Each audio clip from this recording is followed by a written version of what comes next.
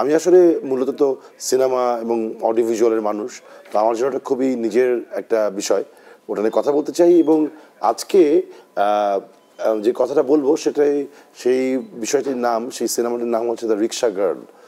নাও Rickshaw Girl কী আসলে? Rickshaw girl আসলে একটা বই, আমেরিকান লাইব্রেরি সিস্টেমের একটা বই, যে বইটা নিয়ে এরিক জে অ্যাডামস বলে একজন ভদ্রলোক আমাদের এখানে এসে হাজির হয়েছিল বেশ 1-1.5 বছর আগে, আমাদের কাছে 2 বছর আগে হাজির হয়েছিল বাংলাদেশে। এবং তার কোনো একটা পর্যায়ে অমিতাভ রেজা চৌধুরীর সাথে, আমার সাথে, সৈয়দ গাউসুল আলম শাওনের সাথে দেখা হয়। এবং অদ্ভুতভাবে সে বলে আর কি আমাদেরকে, যে সে একটা হলিউড প্রোডাকশন অমিতাভকে দিয়ে, আমাদেরকে দিয়ে করাতে চায় ঢাকাতেই, এবং যেটা আসলে পৃথিবীময় যে ছবিটা সবাই দেখবে, হলিউডে রিলিজ পাবে, পৃথিবীর বিভিন্ন দেশে রিলিজ পাবে, বাংলাদেশে তো রিলিজ পাবে বটেই। সো সেই এরিক জে অ্যাডামস আজকে আমাদের সাথে আছে। আজকে আমরা এরিকের সাথে কথা বলবো, আমরা আমাদের ঐতিহ্য রিক্সা পেইন্টিং নিয়ে কথা বলবো, এবং আমাদের স্বপ্নের কথা বলবো, আমাদের ভালোবাসার কথা বলবো। আমাদের সাথে আছে এরিক, আমরা এরিকের দিকে চলে যাচ্ছি। Hi Eric, how are you? Hey, how are you, Sean? It's good to see you here. We know each other for more than 2 years now. At least more than 2 years. It's great to be back in Dhaka. Yeah, thank you so much.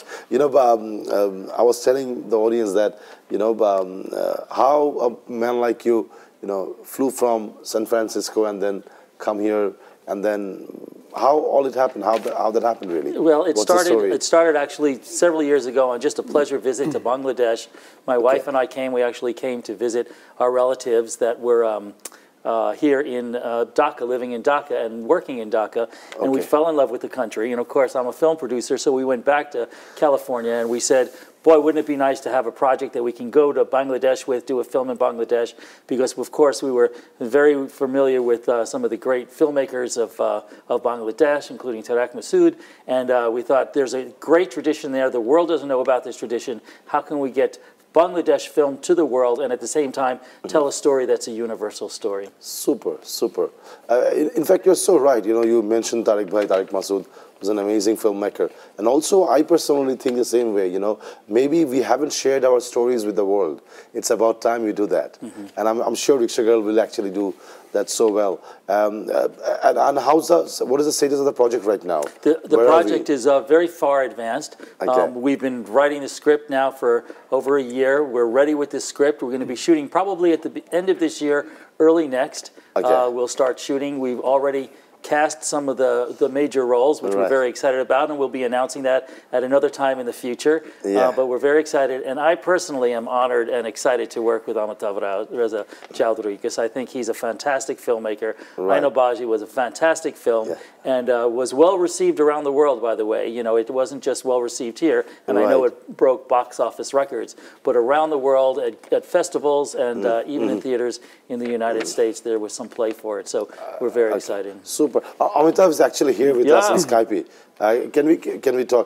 Amitav সাথে কথা বলতে চাই। এই তো Amitav. শুনতে পাচ্ছিস Amitav তুই আমাদের কথা? Hello Amitav. হ্যালো। Amitav শুনতে পাচ্ছিস আমার কথা তুই? শুনতে পাচ্ছি। কি খবর বল? এরিক আমার সাথে আমরা আয়নাবাজি নিয়ে কথা বললাম, রিক্সা গার্ল নিয়ে কথা বললাম। সো রিক্সা গার্ল তোর নেক্সট প্রজেক্ট সিনেমার, আমাদের একসাথে একটা প্রজেক্ট আবারও, we together into it. Eric, কি মনে হয় অমিতাভ, রিক্সা গার্ল নিয়ে তোর কি ওপিনিয়ন, তোর কি ভাবনা? রিক্সা গার্ল নিয়ে যে কথাটা বলতে চাই সেটা হচ্ছে, এরিক আমার সাথে করে প্রায় যখন আমরা আয়না প্রি প্রোডাকশন করছি, এবং সেই থেকে বাংলাদেশে আসে এবং বাংলাদেশে করে কথা বলে এই ছবিটা আমরা করি। তখন এই ছবিটার ব্যাপারে যে আমি স্ক্রিপ্ট হয় তাহলে অবশ্যই তারপরে 2 বছর হয়ে স্ক্রিপ্ট, এবং এরিক পেশেন্স নিয়ে করছে, কারণ অনেকে স্ক্রিপ্ট আমার পছন্দ, আমি আর বলছি ভালো লাগছে না। Finally, in this script, we actually week time and we have finalized the script. So hopefully for big action. And has a huge passion for Bangladesh and rickshaw painting, and I, what is it? I'm happy to announce that should rickshaw culture.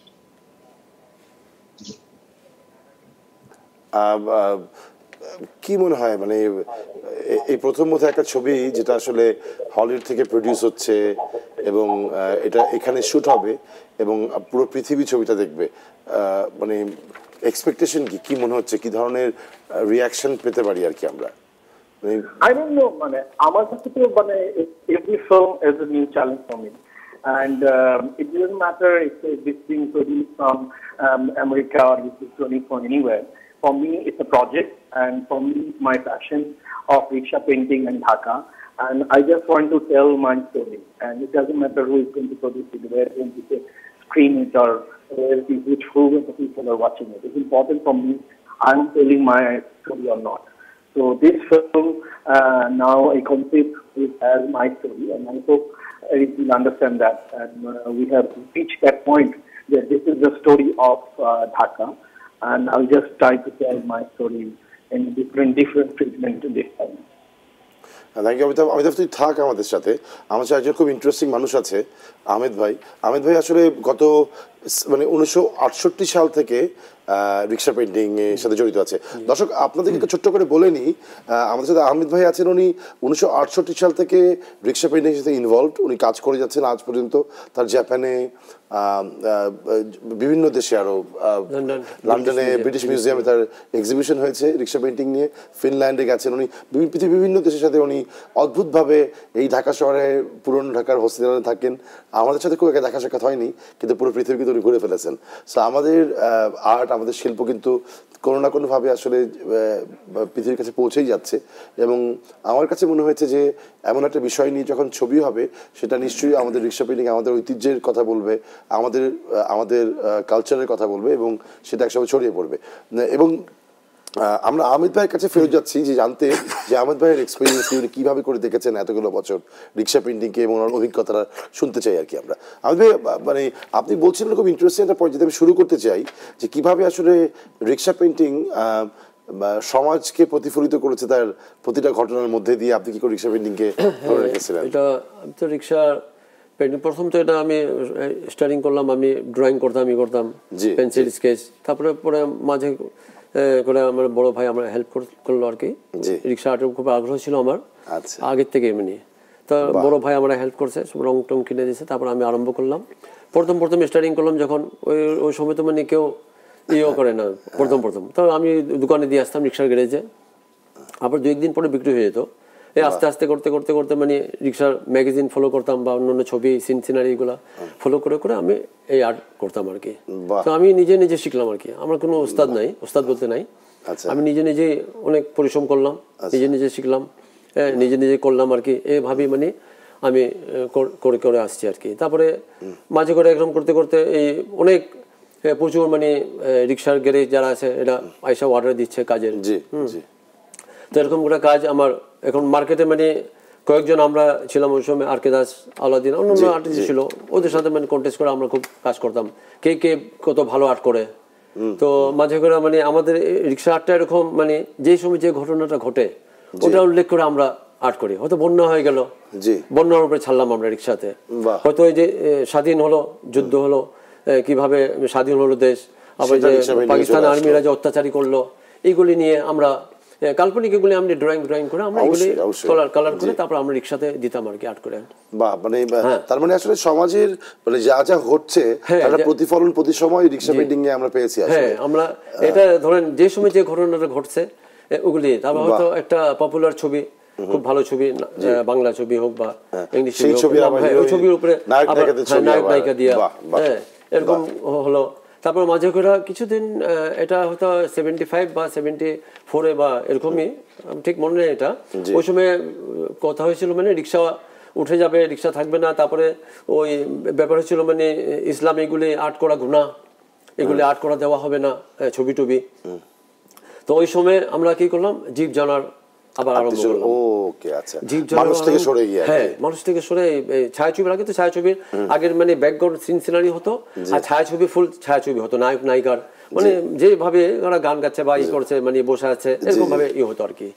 এখন তো বর্তমানে এখন তো মানে এসে পড়ছে half ছবি, সম্পূর্ণ ফেসটা দেয় বড় বড় ছবি, সিনেমা ইয়ার মতো। আচ্ছা, যাই হোক, তারপরে মিউনিসিপ্যালিটি বলছে কি তোমরা যদি এই ছবি নিয়ে আসবা তো আমরা রিনিউ করতে দিব না, ওটা ই করে দিব, বাদ করে দিব। এটা কত সালের কথা? এটা 75 বা 76 এরকম। আচ্ছা, যাই আমরা ওটা বাদ দিয়ে দিলাম, দিয়ে আবার এই রিক্সা জীব জানোয়ার আরম্ভ করলাম। জীব জানোয়ার সিন সিনারি পাখি পুকি দিয়ে এগুলো আর্ট করলাম। কিছুদিন পরে আবার আমরা চিন্তা ভাবনা করলাম এটা তো পুরানো হয়ে গেল, নতুন কি করবো। তারপরে আমরা অ্যানিমেলের উপরে করলাম, অ্যানিমেল সিটি, অ্যানিমেল রিক্সা ওয়ার্কশপ, অ্যানিমেল ব্লিজ, মানে অ্যানিমেল যে গ্রামের দৃশ্য, মানে হাল চাষ করছে, গরু জায়গার মধ্যে হাতি দিয়ে হাল চাষ করছে আর কি, বাঘ, চিতাবাঘ। অ্যানিমাল কিংডম হয়ে গেল। হ্যাঁ, অ্যানিমেল ওই সময় অনেক চলছে, বুঝলেন না? এগুলো নতুন কে ছাড়বে, তো আমি একটা ছাড়লাম, আবার ওই অন্য আর্টিস্টরা অন্য ধরনের ছাড়ছে, কম্পিটিশন চলতেছে। তা আমার রিক্সা সব অনেক পপুলার হলো, অনেক বিদেশে অনেক ছবি আর্ট করে দিলাম আমি। রিক্সা মানে একটা রিক্সা বানাচ্ছে, একটা রিক্সা গ্যারেজ বানালাম, ওটার মধ্যে দেখালাম মানে বাঘ ওই যে বডি বানাচ্ছে রিক্সার, তারপরে হুড ছিলাচ্ছে চিতাবাঘ, সিংহ এসে আবার ওয়াটার দিছে রিক্সা, সে অর্ডার দিয়ে চলে গেছিল। পরে যখন এক সপ্তাহ পরে আসছে, এসে দেখে কাজ ধরেনি, সে রেগেই বসে আছে, একদম রেগে বসে আছে, বুঝলেন না? তারপর শিয়ালকে বলছে এই ভাইয়া মহাজনকে চা দাও, তো সেই বসে বলতেছে না আমি চা চু খাবো না, আমার রিক্সা দিলাম বানাইতে, রিক্সা পর্যন্ত আমার কমপ্লিট হয়নি, মানে এরকম টাইপের একটা কাহিনী। হ্যাঁ, এটাই। তারপরে অ্যানিমেল সিটি বানাইলাম, এটাও পপুলার হলো, অনেক চলছে এটা। It's amazing, Eric, what he's talking about, you know. He just to take you on board of it, he's telling that actually at one point you know, there's a in the name of religion people to you know, stop them from painting human figures, so they've moved to animals, and at one point they created an animal kingdom, so where, you know, the elephant is maybe plowing for in the paddy field. It's a world of animals, and then how he created a rickshaw workshop painting where the rickshaw painter himself is a tiger, somebody else is maybe a leopard is doing the other part of the rickshaw, and lion has come to order a rickshaw. So they've created all of that, you know, very surreal, very different kind of work, and how actually you know any sort of pressure, any sort of you know pressure can actually, any sort of challenge can bring the best from you, and but nobody can stop you if you really want to do things. That's right. You'll find your way out. The power of the artist. The power of the artist. Yeah, the power of the artist to tell the stories and to get the message across with the medium that they have to work with. Right. আমাদের সাথে we have Iqbal, you know, Iqbal Hasan Chaudhary. দর্শক, আমাদের সাথে ইকবাল আছে। ইকবাল হাসান চৌধুরী হচ্ছে কি আমাদের journalist, also film maker, interesting ছবি বানিয়েছে, ক্যানে সেই ছবি দেখানো হয়েছে লাস্ট ক্যান ফেস্টিভ্যালে। আমরা তার সাথে স্কাইপে দিয়ে এখন যোগ দেবো, সে আমার সাথে কথা বলবে। আমরা ইকবালের কাছে চলে যাই। ইকবাল, আপনি শুনতে পাচ্ছেন? কি খবর? অনেকদিন পরে দেখা, ঢাকায় বসে দেখা হয় না, এখানে টিভি সেটে দেখা হয়ে গেল, কি কাণ্ড। Nice to meet you on television. And hello, Eric, how are you doing? Eric asking, how are you doing? Very well, thank you. Nice to see you. Good to see you in Bangladesh again. Yes, always happy to be here. এবার আমরা cinema নিয়ে কথা বলছি। আসলে আমার কাছে খুব মনে হয় যে সিনেমা আসলে অনেক কিছু বদলে দিতে পারে। সিনেমা আসলে আমরা দেখেছি আমাদের আমেরিকা অ্যাজ আ নেশন কেমন, এটা আমাদের পারসেপশন তৈরি করেছিল American cinema, American super films দেখেছি আমরা প্রচুর। আমরা ইরানকে দেখেছি কি করে ইরান এত রকম প্রেশার, পলিটিক্যাল প্রেশারের মধ্যে থেকেও সিনেমা কি করে ইরানকে বদলে দিয়েছে। সো আমাদের এই সিনেমা নিয়ে আমাদের তো হিস্ট্রি অনেক রিচ, আমাদের ইতিহাস অনেক রিচ। জহির রায়হান, শহীদুল্লাহ কায়সার, খান আতা থেকে শুরু করে ইউনো মানে আলমগীর কবির, বিশাল ইতিহাস আমাদের সিনেমার ভবিষ্যৎ কি দেখেন ইকবাল? আপনি একজন নতুন মানে সিনেমা নির্মাতা হিসাবে সিনেমা সম্বন্ধে ভাবেনও আপনি, আমি জানি, কি মনে হয়? আমি মনে করি বাংলাদেশের সিনেমা এখন গত 10 বছরে যা অর্জন, সেটা যে কোনো দশকের চেয়ে বেশি। আমি সবসময় আশাবাদী শাহান ভাই আপনার মতোই। জি।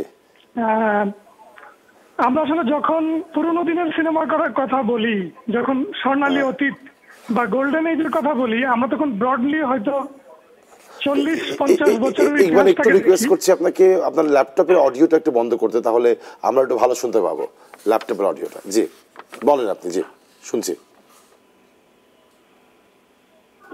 হ্যালো, জি জি শুনতে পাচ্ছি। এখন কি বেটার? হ্যাঁ বেটার, বেটার, অবশ্যই বেটার। জি জি। ওকে শাহান ভাই, তো যেটা বলছিলাম, আমরা যখন ইতিহাসটাকে বলি তখন আমরা 40 বা 50 বছরের ইতিহাসটাকে দেখি। জি। কিন্তু আমি মনে করি গত 10 বছরে আমরা বাংলাদেশের যতগুলি অর্জন, সেগুলি কিন্তু যে কোনো সময়ের চেয়ে বেশি আমি বলবো। এবং বেশ কিছু ভালো ছবি হচ্ছে এবং হবে, এবং বাংলাদেশের ছেলেরা তরুণরা যেভাবে উঠে আসছে, আমি বিশেষভাবে বলতে চাই আমাদের তারেক মাসুদের মাটির ময়নার পরে মোস্তফা সরোয়ার ফারুকী টেলিভিশন, এবং কোয়াইট রিসেন্টলি আমাদের সাদের লাইভ ফ্রম ঢাকা, এবং ইশতিয়াক জিকুর ছবি 760 ডিগ্রি। তো এরকম প্রচুর ছবি কিন্তু হচ্ছে, এবং ইভেন আবু সাইদ ইমনের ছবিটাকে আমি বলতে চাই, জালালের গল্প, কামাল আহমেদ সাইমনের শুনতে কি পাও। তো অনেক ছবি কিন্তু সামনে আমরা দেখতে পাচ্ছি এই খুব কম সময়ের মধ্যে। হ্যাঁ, তো আমি আমি এটাকে কোনোভাবে ছোট করি না। আমি মনে করি যে এটা খুবই, আমরা পাইপলাইনের মধ্যে আছি, আমরা একটা তৈরি হচ্ছি আমরা, এবং সামনে ভবিষ্যতে আমি খুবই উজ্জ্বল দেখতে পাই। ইরানের চেয়ে আমরা যে আগামী 30-40 বছরের মধ্যে ভালো করতে পারবো ইরানের চেয়ে, এটা আমরা আশাবাদী হতে পারি। বাহ Iqbal, thank you so much. আপনি যে স্বপ্ন আমাদেরকে দেখালেন, এই স্বপ্ন আমরা নিশ্চয়ই আমাদের সাথে ক্যারি করবো, আমাদের সাথে আমাদের সব স্বপ্ন যেন সত্যি হয়। ধন্যবাদ আপনাকে, অনেক ধন্যবাদ আপনার থাকার জন্য আমাদের সাথে। আমরা আমাদের thank you so much Iqbal, ভালো থাকবেন। ওকে, ভালো থাকবেন শাহান ভাই, thank you. Thank you Eric. দর্শক, ইকবালের কথা শুনে সাথে আমার কাছে মনে হচ্ছিল কথাটা বলা দরকার, যে আসলে গত 10 বছরে আসলে বাংলাদেশের সিনেমার যে অদ্ভুত পরিবর্তন দেখেছি আমরা, একটু আলাদা করে লক্ষ্য করলে তখন নজরে ব্যাপারটা আসে। আসলে ও ঠিকই বলেছে, আমরা খেয়াল করে নিই হয়তো ওরকমভাবে যে কীভাবে করে মোস্তফা সরোয়ার ফারুকী, তারেক মাসুদ থেকে শুরু করে মোস্তফা সরোয়ার ফারুকী, গিয়াসউদ্দিন সেলিম, কিংবা ইভেন অমিতাভ, এবং আমাদের যে ছবিটা আয়নাবাজি, এবং এর পরবর্তীতে জিকুর ছবি, আমাদের সাইমন কামারের ছবি শুনতে কি পাও, এগুলো সব কিছু মিলিয়ে কিন্তু এক ধরনের একটা পরিবর্তনের মধ্যে দিয়ে আমরা যাচ্ছি। সেটা কোনো নীরব পরিবর্তন, সবসময় সবার নজর কাটছে না, কিন্তু এটা পরিবর্তন হচ্ছে বটে। সেই পরিবর্তনটাকে আরও বড় আকারে ধরতে হবে, কারণ সিনেমা যে কাজটা করতে পারে সেটা অনেক মিছিল মিটিং, অনেক সভা করেও, সেমিনার করেও যেটা সলভ করা যায় না, যে কথা বলে ওঠা যায় না, যেটা বলে মানুষকে কনভিন্স করা যায় না, একটা 2 ঘন্টা 2.5 ঘন্টা সিনেমা সেই ঘটনাটা হঠাৎ করে ঘটিয়ে ফেলতে পারে। সো আমরা এরিকের কাছে আবার ফেরত যাবো সেই সিনেমার গল্প নিয়ে, যে এরিক আমাদের রিক্সা গার্ল নিয়ে, বাংলাদেশের সিনেমা নিয়ে সে কীভাবে। Eric, it's been quite some time that quite many times you have been in Dhaka already. Correct. 3-4 times already. Yes. What's your feeling about Bangladeshi cinema? What do you see? Have you met anybody, or what's your feeling when about you meet Bangladeshi people? cinema? Right. I think there's a resurgence going on right now. I've met a bunch of new filmmakers that are coming out, and they're coming out with a new image of Bangladesh, and very sophisticated, in line with a lot of the films that are being done internationally. I think I heard you mention Iran, which is doing some great filmmaking now. And even in the United States, there's a resurgence of independent filmmaking coming out from very young people that have a very unique and fresh vision. And that's what I like to see here. And I've seen it with a couple of filmmakers, both in shorts and in feature films. And I think it's time for Bangladesh. It's time for the world, particularly the United States, which is somewhat ignorant of Bangladesh, unfortunately, to really learn about this culture and to see the resurgence of this nation too, because it's a. I've been coming now to Bangladesh for 5 years, which is just a small drop in time, but the growth that I've seen and the energy that I've seen over this time is quite amazing, and it's really something to see this country progress as it is. Thank you so much. Yeah. Eric, we have Bokai here. You know, he's a character in the show. So Bokai wants to ask something. Yes. Can we have Bokai's question?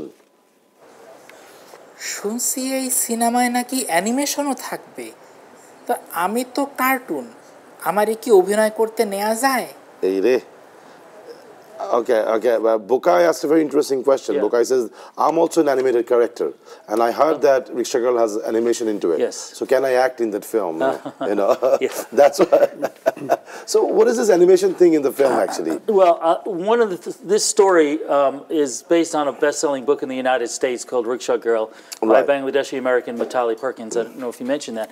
And it's the story of a daughter of a rickshaw driver whose father grows ill, and she makes the courageous or foolish decision to dress as a boy and take her rickshaw out to make extra money. And when the rickshaw crashes and her gender is revealed, she has to make some very interesting and smart choices to get her family back on track. So for me, it's a story of girl empowerment, women empowerment, which I think is a very important movement here in the world right now. The second thing that was drew to me to this story was the rickshaws themselves and the fantastic art that the rickshaws represent, and also the culture that the art represents.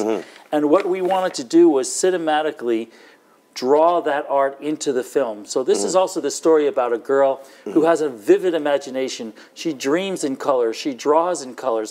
Her world is in colors, even though her internal world is in colors, even though her external world is the grays and browns of every city. And so what she does is she wants to draw all the time. And when she draws, those paintings come to life in animation and actually help her move forward in her decision making. So that's where the animation comes. That's where the animation comes. আপনার কাছে একটু আসবো, তার আগে একটা call নিয়ে নি, দর্শকের ফোন আছে। দর্শক, আপনার নাম বলে আপনি এই প্রশ্নটি করুন প্লিজ।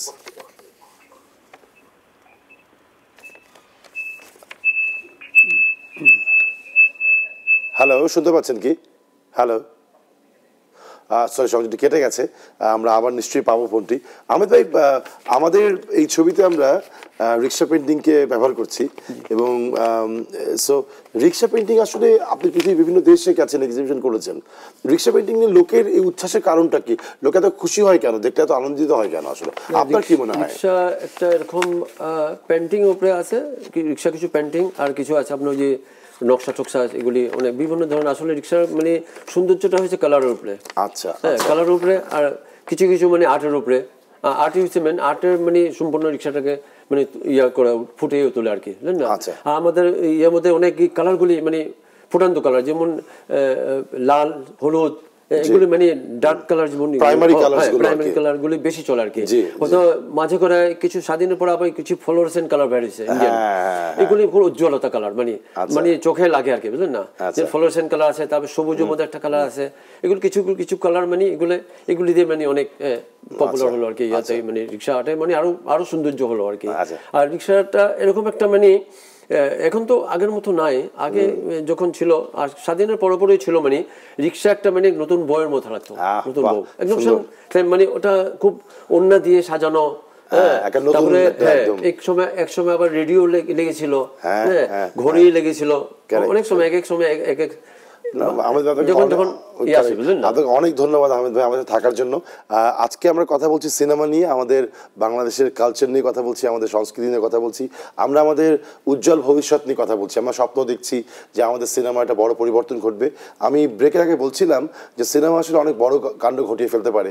ছোট্ট একটা 2.5 ঘন্টার ছবি অনেক বড় ঘটনা ঘটাতে পারে। আমরা আমাদের পাশের দেশ ভারতে আমরা 3 ইডিয়টস বলে একটা ছবি দেখেছি, অনেকেই দেখেছি, যে কী করে ইন্ডিয়ার এডুকেশন সিস্টেমকে এটা বদলে ফেলতে পেরেছিল, ঝড় তুলেছিল ইন্ডিয়ার স্ক্রিনে, এবং অনেক বড় একটি সামাজিক পরিবর্তন এই সিনেমার মধ্যে দিয়ে চলে এসেছিল। কিন্তু তো আমাদের যে ছবি নিয়ে আজকে আমরা কথা বলছি, সেই ছবিটির নাম হচ্ছে দ্য রিক্সা গার্ল।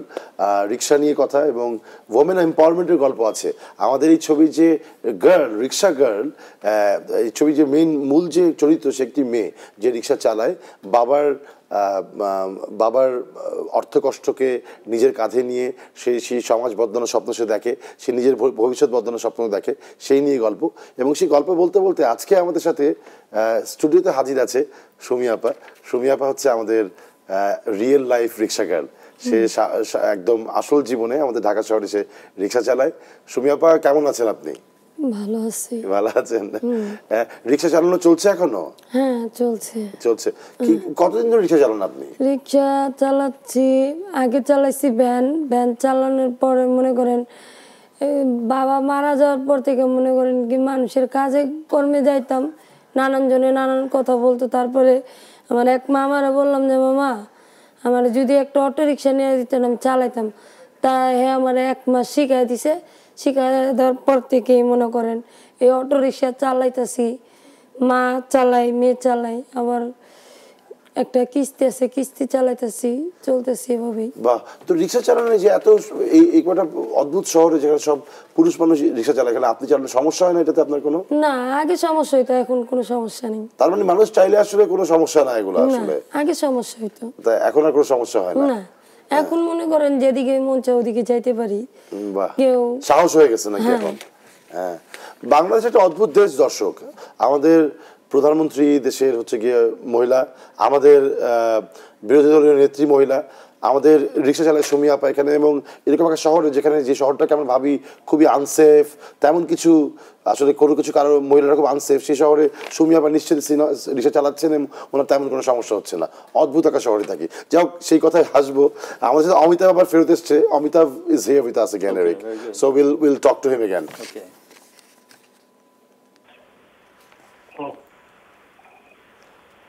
অমিতাভ শুনতে পাচ্ছিস কি? হ্যাঁ, অমিতাভ, সুমি আপা আমাদের সাথে আছে, আমাদের রিয়েল লাইফ রিক্সা গার্ল। হ্যাঁ, ভালো আছি, আপনি ভালো আছেন তো? ভালো আছি। আসবো কয়েকদিনের মধ্যে, 3-4 দিনের মধ্যে আপনার কাছে। কই, আপনি তো আর আসলেনই না। হ্যাঁ, আপনি বললেন আসবেন, আপনি তো আসলেনই না। কবে আর আসবেন? অমিতাভ, আসলে সুমি আপা দর্শক আমাদেরকে অনেক হেল্প করেছে এই ব্যাপারে যে আমরা রিক্সা গার্ল, আসলে রিক্সা একটা মেয়ে কীভাবে চালাতে পারে, কিংবা আসলে যদি চালিয়ে থাকে রিয়েল লাইফে কীভাবে সেটা হয়, সেটা কিন্তু সুমি আপা আমাদের জন্য একটা অনেক বড় হেল্প হয়েছে ছবির জন্য। সো অমিতাভ, মানে সুমি আপা বলতেছিল যে আমরা যে শহরটাকে এত আনসেফ ভাবি মেয়েদের জন্য, সেই শহরে এত বছর ধরে সে রিক্সা চালায় এবং তার তেমন কোনো সমস্যা হয় না। এই যে একটা অদ্ভুত, মানে একটা নতুন রকম ব্যাপার একটা, তাই না? যেই শহর নিয়ে এত কমপ্লেন, সেই শহরে সুমি আপা রিক্সা চালায় কোনো সমস্যা হয় না। কি করে দুটো জিনিস একসাথে আসলে কোএক্সিস্ট করে? কি ঘটে আসলে? কি করলে কি হয় আসলে? কি মনে হয় মানে দুটো রিক্সা গাড়ির কাছে? আমি জানি না, মানে এটা উত্তর খুব কিভাবে। শহরের সাথে তো আর কমপ্লেন না, শহরের সাথে আমাদের এক ধরনের অভিমান আছে হয়তো বা, কিন্তু শহরে যদি কন্টিনিউ হয় তাহলে প্রতিদিন এত হাজার হাজার মানুষ এই শহরে কেন আসে? কারণ এই শহরের স্বপ্ন দেখতে আসে, এই শহরের উপার্জন আছে। কারণ আমাদের বাংলাদেশটা সমস্ত উপার্জন আর সমস্ত শক্তি একটা শহরের মধ্যে গণ্ডিবদ্ধ। সেটা ঠিক আসার কথা না, সেটা দুঃখের কথাও। সেই জন্যই এই শহর ছাড়া মানুষ ভালো চিকিৎসা, ভালো শিক্ষা, ভালো কোনো কিছুই অন্য জায়গায় পায় না বলেই এই শহরে ছুটে ছুটে আসে। এবং স্বাভাবিক এই ছোট্ট একটা শহরে এত মানুষকে হ্যান্ডেল করা খুব ডিফিকাল্ট হয়ে যায়। এই সংগ্রামের গল্পই আমরা রিক্সা গালে একভাবে বলার চেষ্টা করব। Eric, thank you very much to you. Eric actually really told the whole story out, but Rickshaw Girl has many things to say. It is not maybe the only story, and I hope people will love also, and it's just the beginning. আমরা এখন pre-production শুরু করছি। I'll try to tell this story as মানে যতটা সংবেদনশীল হয়ে বানানো যায় সেটা চেষ্টা করব, আর বাকিটা তো ভবিষ্যৎ বলে দিবে। ধন্যবাদ অমিতাভ থাকার জন্য, আমাদের সাথে জয়েন করার জন্য। আমরা নিশ্চয়ই best of luck rickshaw girl. Hopefully আমরা আবার একটা ভালো ছবি বানাতে পারবো আফটার আয়নাবাজি। আমি খুব এক্সাইটেড জানিয়ে। Thank you so much. Shaon সম্বন্ধে বলতে হয় যে আমি ছবি সবসময় খুব সিরিয়াস এবং বানায় ফেলি। শাওন ছবির মধ্যে এক ধরনের প্রাণের আইডিয়া সবসময় দিয়ে আসছে, আমার বিজ্ঞাপন থেকে শুরু করে আয়নাবাজি থেকে শুরু করে আরো অনেক কাজে। হোপফুলি রিক্সা গেলে শাওনকে আমরা এভাবেই পাবো। Some magical twist sound will give when Rickshaw Girl story, and people will love it. Thank you so much. Amitabh, আবার কথা হবে। ধন্যবাদ অমিতাভ। Shaon, thank you. সুমি আপা, দেখা হবে ঈদের আগে অবশ্যই। Eric, thank you very much. Come back soon to my office. দেখবো তো, কবে দেখা করেন আমার সাথে? ঈদের আগে আসবো সুমি আপা, কথা দিলাম। আমিও দেখবো।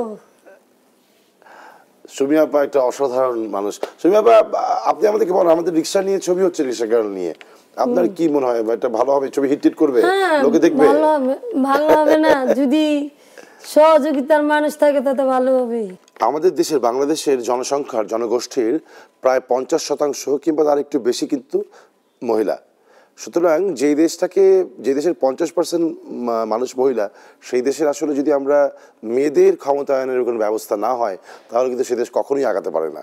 অর্ধেক মানুষ দিয়ে তো, মানুষের কাজ দিয়ে তো বাংলাদেশ আগাবে না আসলে। তাই যে যত কথাই বলুক না কেন, আমাদের মেয়েরা এগোচ্ছে, মেয়েরা এগিয়ে যাবে, এবং এইভাবে করেই বাংলাদেশ আসলে সামনের দিকে এগোতে থাকবে। এরকম অনেক গল্প আছে আমাদের কাছে। এই যে আন্ডার 15-এর মেয়েরা পাকিস্তানকে 14টা গোল দিল, আমরা তো কেবলই শুনলাম সেই খবর। সো আমাদের কিন্তু মেয়েদের কিন্তু এই ক্ষমতায়নের ব্যাপারটা অদ্ভুতভাবে ছড়িয়ে পড়ছে, নানা রকম সাফল্যের গল্প আমরা শুনতে পাচ্ছি।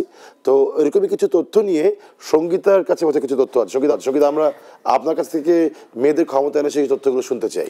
অবশ্যই শাওন, ধন্যবাদ আপনাকে। আপনারা কথা বলছিলেন রিক্সা গার্ল, ওয়েমেন এম্পাওয়ারমেন্ট নিয়ে কথা বলছিলেন, সেরকম একটি তথ্য আপনাদেরকে দিতে চাচ্ছি। জেন্ডার বাজেটের 2018-19 অর্থ বছরে জেন্ডার বাজেটে বরাদ্দের পরিমাণ 1,37,742 কোটি টাকা, যা গত বছরের তুলনায় 25,000 কোটি টাকা বেশি।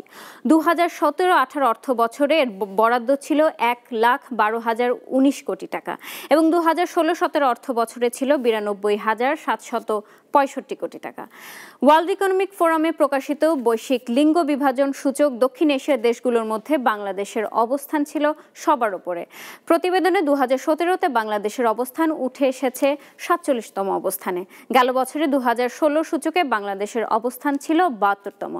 144টি দেশের নারী পুরুষের সমতায় বিভিন্ন অবস্থান নিয়ে প্রতি বছর এই প্রতিবেদন প্রকাশ করা হয়। এ তালিকায় ভারত আছে 108তম অবস্থানে, শ্রীলঙ্কা 109তম, নেপাল 111তম, ভুটান 124 ও পাকিস্তান রয়েছে 143তম অবস্থানে। তো শাওন, এই ছিল বৈশ্বিক লিঙ্গ বিভাজনের একটি জায়গা এবং জেন্ডার বাজেটের বিষয়টি আমাদের দেশের প্রেক্ষাপটে। দারুণ খবর না? ভাবা যায় না যে পৃথিবীর বিভিন্ন দেশের সাথে কম্পেয়ার করলে, যাদের কাছ থেকে অনেক কিছুতে পিছিয়ে আছি, সেখানে কম্পেয়ার করলে আমরা এই মহিলার ক্ষমতায় কিন্তু অনেক দূর এগিয়ে আছি এবং সেটাই আমাদেরকে এগিয়ে নিয়ে যাবে। আসলে আমি এটা মনে প্রাণে বিশ্বাস করি যে আমাদের সামনের ভবিষ্যৎ ভীষণ উজ্জ্বল এবং আমরা হোপফুলি আসলে আমরা অনেক দূর আগাবো এটাকে নিয়ে। এবং এই ওমেন এম্পাওয়ারমেন্টের জায়গা থেকে এসে আমরা আসলে এখন আমরা চলে যাই, আবার এরিকের কাছে যাই। এবং Eric, we've been talking about women empowerment. Yes. And how actually, women in different fields in Bangladesh has shown amazing success. And, contrary to the popular belief, where you say that it's a religious country, where women will not come out or men will not allow them to come out. But that didn't happen. Our garments revolution has happened because of women. And in our football, in our cricket, everywhere we are seeing that. And in fact, in a global scene, Bangladesh actually is in the rating of 47th in the women empowerment list, where Pakistan, India, Sri Lanka, all are behind us, yes, much behind us. Right. So, did you find anything very interesting about that part of Bangladesh here when you come here? Well, certainly when I first became familiar with Bangladesh, I was surprised and actually pleasantly surprised to learn about the number of women that are particularly in the professions of being a lawyer, doctors, teachers, engineers, and I found that very encouraging. And that's a movement that still needs a lot of movement forward. And I think what this film tries to do is bring that issue to the forefront and again show how women can, well, we all know women can do everything men can do. It's a matter of society is going to allow them to do it. That's the question. And that's the question that we all have to ask, and particularly the dominant society has to decide when they're going to get out of the way and let women participate fully. Yeah, we cannot share, but we know what you are planning actually for your next project. Oh, yeah, it actually tells the same thing. But now we have a very interesting story to come. Yeah. We'll share that, okay, where Asian University of Women in Bangladesh actually has given scholarship to 4 women who were actually used to work in garments industry. Now they're getting scholarship and going to study in that university. দর্শক, আমরা একটা ছোট্ট একটা interesting report আছে আমাদের কাছে। Asian university of ওমেনে আমাদের 4 জন garments কর্মী ওখানে পড়ার সুযোগ পেয়েছে, স্কলারশিপ পেয়েছে। এবং এটা আমাদের জন্য একটা অদ্ভুত গল্প যে গার্মেন্টসের কর্মীরা কী করে ইউনিভার্সিটি গিয়ে পড়াশোনা করবে এবং তারা শিক্ষিত নতুন মানুষ হয়ে বেরিয়ে আসবে। এই গল্পগুলোই শুনতে চাই, আসলে বারবার শুনতে চাই গল্পগুলো। আমরা এই গল্পগুলো আমাদেরকে বারবার উৎসাহিত করে, আমাদেরকে ভীষণ আন্দোলিত করে। তো এরকম 4 জন, সেই 4 জনের আমরা অনুভূতি এখন দেখব। আপনার সাথে শেয়ার করছি তাদের অনুভূতির সেই ভিডিওটুকু।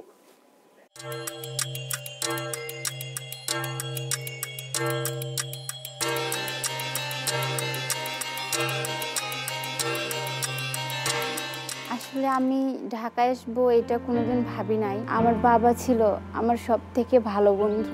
বাবা না থাকলে জীবনটা আসলে অনেক কঠিন হয়ে যায়।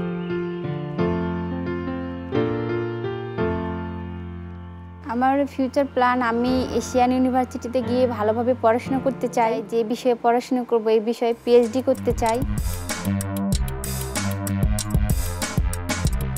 আমার ঢাকায় আসা ফ্যামিলি সাপোর্ট দেওয়ার জন্য।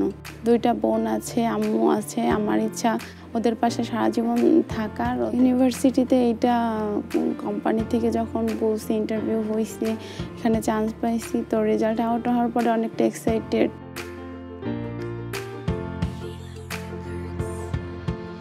আমি সম্পূর্ণ গ্রামের একটা মেয়ে। আমি ঢাকাতে সিঙ্গার হতে আসছি। আমি জানি না কতদূর যেতে পারবো।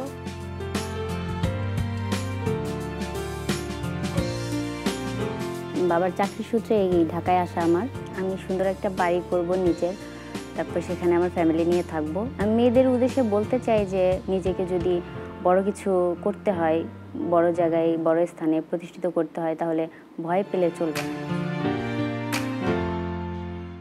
Amazing. Life never ceases to surprise you. আসলে জীবন কখনো আমাদেরকে অবাক করতে ছাড়ে না, কোনো না কোনো ভাবে জীবন আমাদেরকে বারবার অবাক করে। সুমি আপা, আমাদের গার্মেন্টস কর্মীরা এখন ইউনিভার্সিটিতে পড়তে যাচ্ছে, আপনার কেমন লাগছে? ভালো। আপনার কি মনে হয় বাংলাদেশ কি আসলে আগাচ্ছে? মানে আপনার কি মনে হয়? আপনার কি মনে হয়? অনেক আগাচ্ছে। আপনি যেরকম শুরু করেছেন, যেখানে ছিলেন, যেখানে, আর আজকে আপনার কাছে কি মনে হইতেছে? আপনার কি মনে হয়? অনেক ভালো। সুমি আপা, আপনাকে অনেক ধন্যবাদ। আপনি ছিলেন, আপনি কি শেষ কিছু বলতে চান আমাদেরকে? 2টা কথা কিছু দর্শকদের জন্য, বাংলাদেশের মেয়েদের জন্য কিছু একটা বলেন। আপনি কিছু একটা বলেন, যা খুশি মনে হচ্ছে একটা কিছু বলেন। মেয়েরা মনে করেন এমন কিছু নাই যে তারা না পারে, যদি সহযোগিতার মানুষ থাকে সবাই চায় আগাইতে। বুঝেন? বাহ, খুব ভালো। Eric, last concluding remarks from you, about Rickshaw Girl. Yes, we'll absolutely. end the show. Very excited to get started on this project here in Bangladesh. We hope to finish filming sometime early next year. Right. We're going to take the film to international film festivals, whether it be at Cannes or Toronto or Berlin, and then we are going to do an international release. So it'll get released in US as well, North America as well? It will be released around the world, including the United States, and then of course it will be released in Bangladesh Absolutely. as well. Thank you so much for being here. My pleasure, thank you. দর্শক, আমরা সুমি আপার কথা শুনলাম, আমরা এরিকের কথা শুনলাম। সুমি আপা বলেছেন একটু আগে যে মেয়েরা চাইলে পারে না এমন কাজ নাই। আর এরিক বলেছে সে রিক্সা গার্ল তৈরি করবে, যে রিক্সা গার্ল ছবিতে একটা মেয়ে রিক্সা চালাবে এবং সে তার পরিবারকে সাহায্য করতে চায়। সো সব মিলিয়ে আমরা বুঝতে পারছি আসলে মানুষ চাইলে কোনো কিছু অসম্ভব না। আর বাংলাদেশ চাইলে তো কোনো কিছু অসম্ভব না বটেই, কারণ আমরা সবসময় আমাদের কষ্টের, আমাদের অন্যায়ের বিরুদ্ধে, আমাদের শোষণের বিরুদ্ধে আমরা সবসময় জয়ী হয়েছি। মানুষের জয় সবসময়, বাংলাদেশের গল্প মানুষের জয়ের গল্প। সো এই জয় আমাদের হবেই। আমরা দিন বেদিন এগিয়ে যাব এবং বাংলাদেশ একটি উজ্জ্বল ভবিষ্যতের দিকে এগিয়ে যাবে, এই বিশ্বাস রেখে আজকে বলা না বলা অনুষ্ঠান শেষ করছি। ভালো থাকবেন, সুস্থ থাকবেন, ধন্যবাদ।